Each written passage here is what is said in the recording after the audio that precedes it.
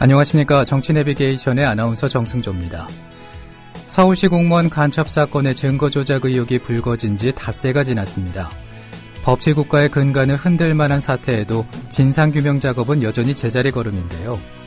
검찰, 국정원, 외교부의 말이 제각기 달라서 도대체 무엇이 진실인지 짐작할 길이 없습니다. 게다가 조금만 민감한 대목에 이르면은 확인해 줄 수 없다면서 도망치기 바쁜 모습인데요. 입만 열면 국격을 거론하던 공직자들 모두 어디로 간 것일까요? 2월 20일 목요일 정치내비게이션, 먼저 날씨부터 전해드리겠습니다. 오늘은 전국이 맑겠지만은 강원도를 중심으로 다시 눈이 내릴 것으로 보입니다. 영동은 오전부터, 경북 동해안은 밤부터 눈이 오겠습니다. 강원 산간에는 10cm 이상, 영동과 경북 산간 일부에는 최고 7, 경북 동해안은 1에서 3cm의 눈이 예상됩니다. 서울 등 대부분 지방은 대체로 맑은 날씨가 이어지겠습니다. 아침 기온은 서울 영하 1도, 대전 영하 3도, 부산 1도로 시작을 했고, 낮 최고 기온은 서울 6도, 청주 7도, 전주 7도, 대구 9도로 예상됩니다. 이산가족 상봉단이 도착하는 금강산에는 많은 눈이 내릴 것으로 전망됩니다. 모레까지 이 지역을 중심으로 최고 7cm의 눈이 내릴 것으로 보입니다. 국민TV 라디오 정치내비게이션과 함께하고 계십니다. 매일 아침 7시면은 만나보실 수 있습니다. 2014년 4월 1일 거짓말같이 진짜 TV뉴스가 시작된다. 뉴스 K. 진실을 흐리는 편파 논평, 담합과 관행을 부르는 출입기자 제도, 관료적 조직, 계층과 서열이란 기존 뉴스 제작 시스템 혁파. 뉴스의 새로운 역사를 쓸 뉴스 K. 2014년 4월 1일 국민TV 개국과 함께 찾아옵니다. 매일 밤 9시 진짜 뉴스를 기대해주세요.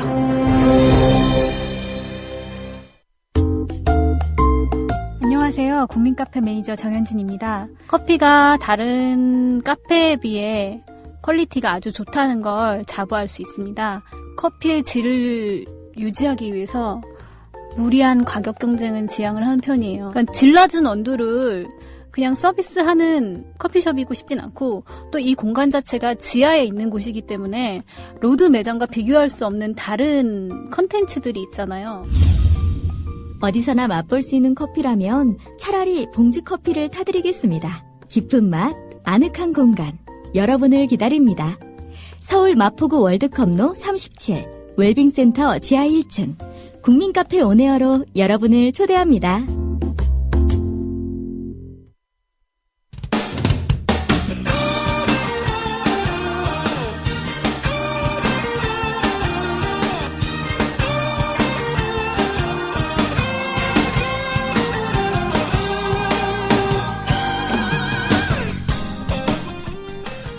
국민TV 라디오 정치내비게이션 듣고 계십니다. 현재 시각이 7시 10분입니다. 이어서 국회 기자회견장의 말말말을 전해드리는 기자회견장에서 순서입니다. 오늘은 새누리당의 상향식 공천제 발표와 관련해서 민주당 박광온 대변인의 기자회견장으로 안내합니다.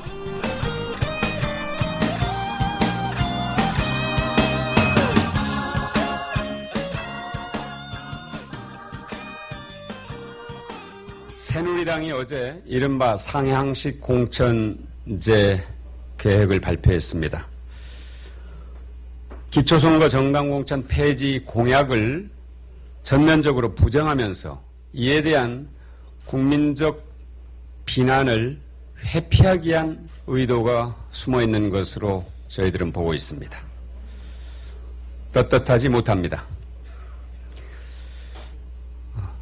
그런데도 기초선거 정당공천 폐지를 공약했던 박근혜 대통령은 묵묵부답입니다.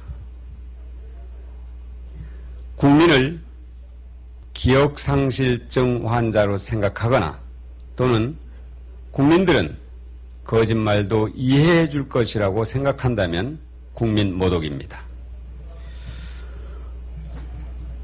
새누리당이 발표한 상향식 공천제의 내용 또한 이미 민주당이 대통령 후보 국민 경선이나 국회의원 후보 공천 과정, 그리고 광역단체장과 기초단체장 공천 과정에서 도입했던 제도들을 원용한 것으로서 그렇게 새로운 내용은 없는 것으로 보고 있습니다.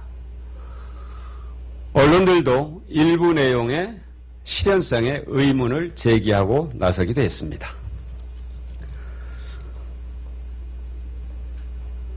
이제 박근혜 대통령이 말씀하실 차례입니다.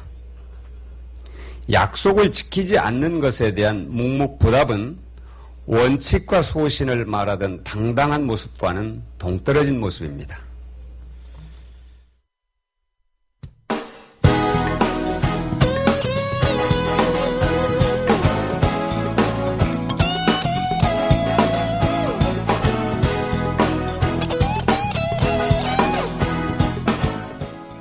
현장성과 깊이가 다른 정치 해설. 지금 여러분께서는 국민TV 라디오 정치 내비게이션을 듣고 계십니다. 진행의 정승조 아나운서입니다. 정가레이더 시간입니다. 이강윤 정치평론가 전화 연결돼 있습니다. 안녕하십니까? 안녕하세요. 네. 서울시 공무원 간첩 조작 사건 진상규명에 들어갔는데 진행 상황이 좀 어떻습니까? 좀 어처구니가 없죠. 네. 오늘 최대의 현안으로 부상하고 있는데 우선 그 전에 드디어 오늘 금강산에서는 남북 이산가족 상봉이 열립니다. 네. 그리고 몇 시간 전 러시아 소치에서는 김연아 선수가 피겨스케이팅 숏 프로그램에서 근소한 차이로 1위를 지키면서 올림픽 2연패에 한 발 다가섰네요. 네. 선전을 기대합니다. 아무래도 관심을 가지신 분이 많아서 우선 짧게 말씀을 드렸고요. 네. 서울시 공무원 간첩 조작 사건, 이름부터가 의시시한데 정리를 하자면 서울시 직원이었던 탈북 화교 유우성 씨가 국내 탈북자 정보를 북한에 넘겼다. 그래서 기소가 됐던 사건입니다. 그런데 검찰이 증거로 제출한 유 씨의 출입국 기록이 위조된 것이 중국 정부에 의해서 공식 확인되면서 그 진상 규명이 최대 이슈로 부상했습니다. 유우성 씨의 출입경 기록을 두고 변호인이 제출한 기록과 검찰이 제출한 기록이 두 가지가 비슷해 보이는데 실은 완전히 다릅니다. 네. 변호인 제출 기록을 보면 입국으로 되어 있는 부분이 검찰에서는 출국으로 되어 있습니다. 정반대죠. 어느 게 맞느냐가 관건이고 그러면 틀린 게 왜 제출이 됐느냐 이걸 밝혀야 됩니다. 변호인 주장은 유우성 씨가 지난 2006년 5월 어머니께서 사망하는 바람에 중국에 있다가 북한에 들어갔다가 나왔다고 주장합니다. 이후에는 북한에 들어간 적이 없다는 겁니다. 이후 중국으로 입국했던 이유는 세관의 전산 오류 때문에 그렇게 서류가 된 것이다. 이렇게 해명을 했습니다. 그런데 검찰 주장은 출국한 거 맞고 그런데 북한에 한 번 더 갔다. 네. 그래서 간첩 교육을 받았다는 겁니다. 그런데 출국한 지 52분 만에 북한에 재입국한 것으로 돼 있습니다. 상식적으로 불가능한 얘기죠. 중국 대사관에서는 검찰이 제출한 기록에 나와 있는 도장과 내용이 우리 정부가 쓰는 게 아니다. 관인이 위조됐다. 그런데 이 관인이 위조된 서류의 입수에 우리 국정원 정부 직원이 관여했고 여기까지는 밝혀졌는데 문제는 검찰과 국정원 그리고 외교부가 서로 상대에게 떠넘기면서 진실 공방을 벌이고 있습니다. 네. 중국에서는 나름대로 조사를 하겠다. 당연히 그러겠죠. 자기들 관인이 위조된 거니까. 외교 문제로 비화될 가능성이 대단히 높습니다. 초점은 국정원이 어디까지 사실을 파악하고 있는지, 국정원도 속은 건지 아니면 국정원이 뭔가를 감추고 속이고 있는 건지 이게 초점입니다. 뭔가 속 시원하게 내용이 좀 밝혀졌으면 좋겠는데 네. 외교부 장관과 법무부 장관의 말이 서로 달라요? 네, 주무부처라고 할 수 있겠죠. 검찰이 작년 11월 항소심 재판 과정에서 법원에 문서 3가지를 증거로 냈습니다. 그런데 지난 18일 엊그제 윤병세 외교부 장관은 문제가 된 자료 3건 가운데 2건은 외교부와 무관하다고 밝혔습니다. 네. 그러니까 선양이죠. 중국 도시 봉천의 명칭입니다. 총영사관에서 입수한 문서는 중국 화룡시 공안국에서 발급한 발급 사실 확인서 1건이라는 겁니다. 그런데 어저께 황교안 법무장관은 하루 뒤에 국회에 나와서 출입경 기록도 총영사관을 거쳤다는 취지로 답변했습니다. 네. 문건을 검찰에 준 국가정보원도 사태 직후부터 외교공관을 통해서 받았다. 그러니까 마치 외교부 쪽에 문제가 있는 것처럼 강조를 해왔죠. 이에 대해서 조백상 선양 총영사는 국내 언론과의 인터뷰에서 출입국 기록은 총영사관이 화룡시 당국과 직접 접촉해서 얻은 것이라고 밝혀서 중국 정부의 위조 판단을 부인하는 듯한 발언까지 했습니다. 이 부분은 굉장히 타장이 커질 것 같습니다. 이렇게 사건에 연루된 정부 기관들의 설명이 미묘한 차이를 보이면서 의혹이 더 커지고 있고 네. 검찰이 조사에 나서겠다고 하는데 국정원 부분을 어디까지 밝혀낼 수 있을지가 관심입니다. 네, 한번 지켜봐야겠네요. 네. 그런데 이 와중에 새누리당 김진태 의원이 중국에 문제가 있다라는 식의 발언을 했어요. 예. 지난 겨울이었던가요? 대통령 파리 방문 때, 프랑스 파리 방문 때는 박근혜 대통령 부정선거 문제로 항의하는 시위자들을 상대로 대가를 치르게 해주겠다. 이래가지고 한번 또 소동을 일으키더니 이번에는 선진국이 안 된 나라는 가끔 발뺌하는 경우가 있다. 이런 말을 했어요. 네. 그러니까 문제의 지금 화교 유우성 씨가 중국 국정자인데 중국 정부가 모종의 어떤 의도를 갖고서 우리 측에 서로 다른 문서를 제출했을 가능성도 있다고 어제 말했습니다. 그러면서 중국을 후진국이라고 깔아뭉개면서 문제가 되고 있는 기록의 문서 위조 가능성까지 주장한 겁니다. 그러니까 중국 측에서 뭔가 다른 것을 우리한테 각각 줘가지고 이 헷갈리는 사태가 벌어진 게 아니냐 이런 소리인데 추정입니다. 이런 말을 하긴 했습니다만 일국의 국회의원이라는 자가 그렇게 말을 경하게 가볍게 해서야 되겠어요? 네. 뒷감당 어떻게 하려는지 이 김진태 의원 말을 함부로 해도 너무 함부로 하는 것 같습니다. 네, 이번에는 6.4 지방선거와 관련된 내용 좀 살펴볼게요. 네. 정치활동 재개가 가능해진 노회찬 전 의원이 서울시장 선거와 관련해서 의미심장한 말을 했더군요. 예, 항상 유행어도 많이 일으키고 정치적으로 촉각을 많이 받고 있는 진보계열 정치인이죠. 네. 얼마 전에 정치활동 재개가 풀렸습니다. 자격정지가 끝난 건데요.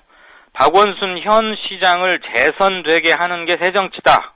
이렇게 안철수 의원에게 돌직구를 날렸습니다. 그러면서 자신은 이번 선거에 절대 안 나가겠다고 말했습니다.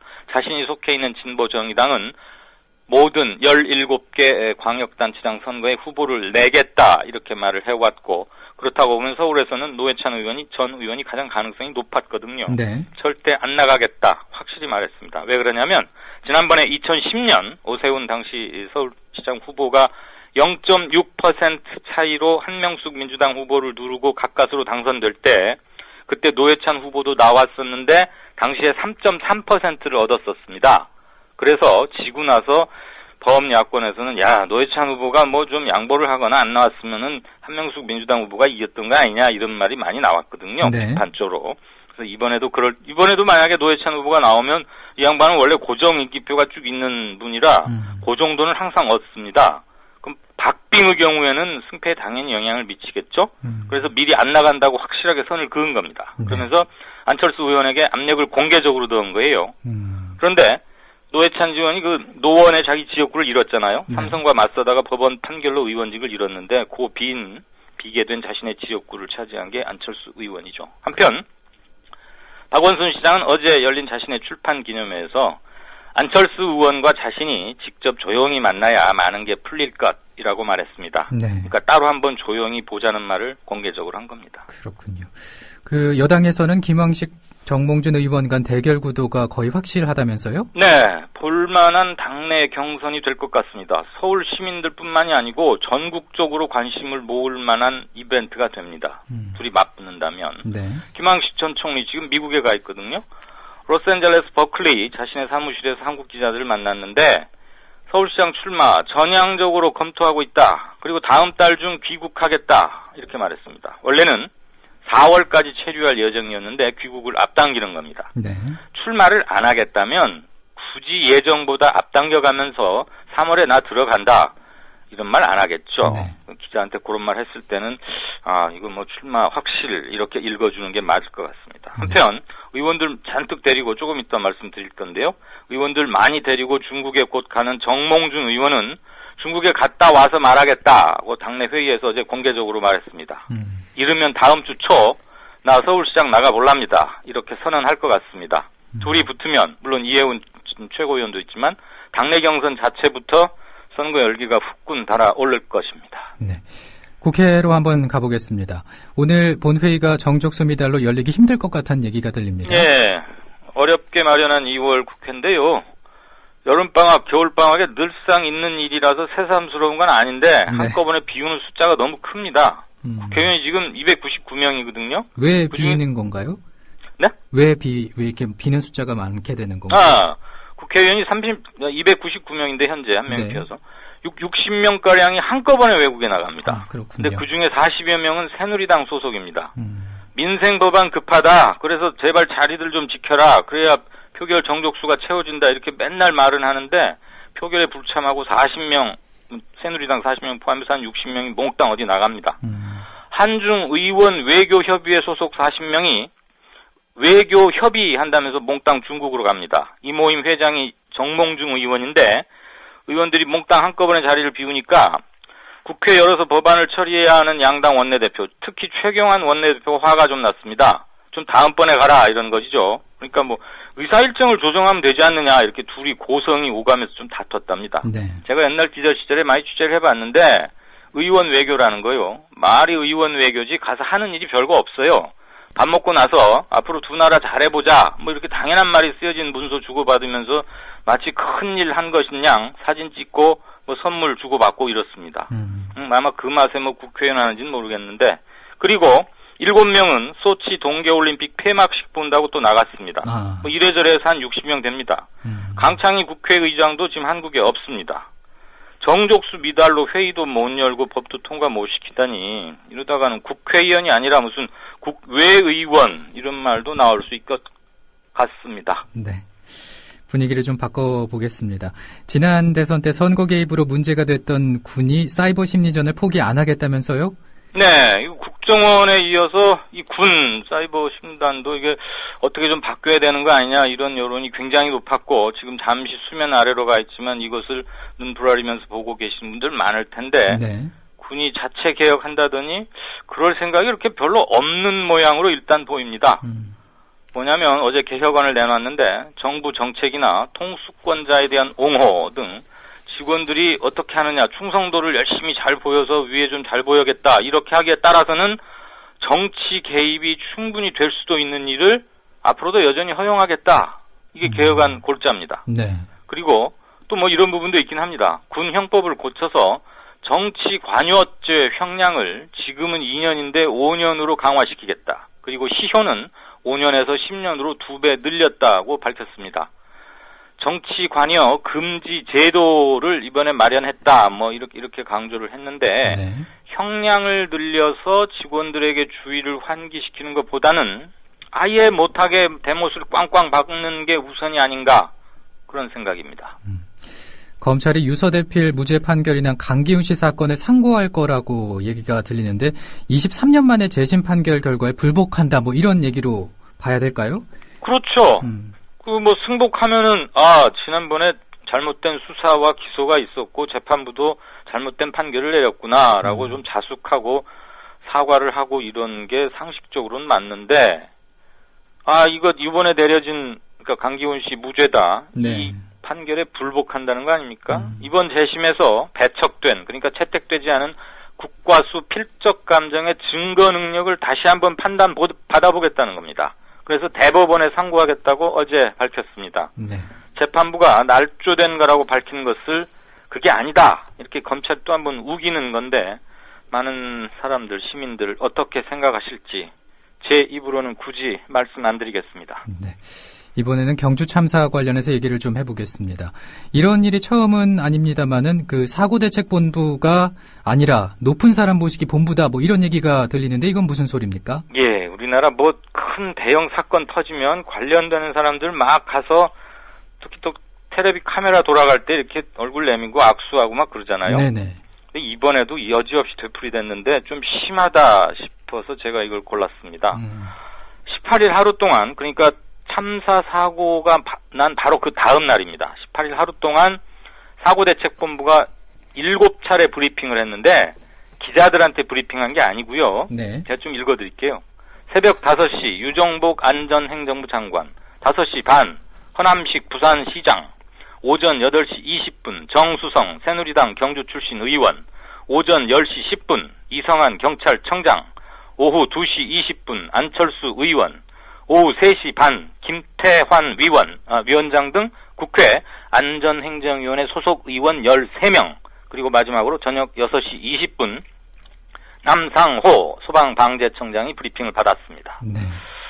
뭐 다 업무에 관련돼 있고 안타까운 마음들에서 같겠지만 대책본부 하는 일이 거의 30분 또는 한두 시간 간격으로 오는 높은 사람들한테 이렇습니다. 뭐 간략하게 현장 상황 보고 드리겠습니다. 마운하우션 체육관 붕괴 관련 브리핑 하겠습니다. 지금까지 사고 현황 말씀드리겠습니다. 이러면서 계속 얘기만 한 겁니다. 네. 그런데 막상 희생자 9명 중에 뭐 제대로 신원 발견 7명 정도는 나이도 아직 모르고 있었고요.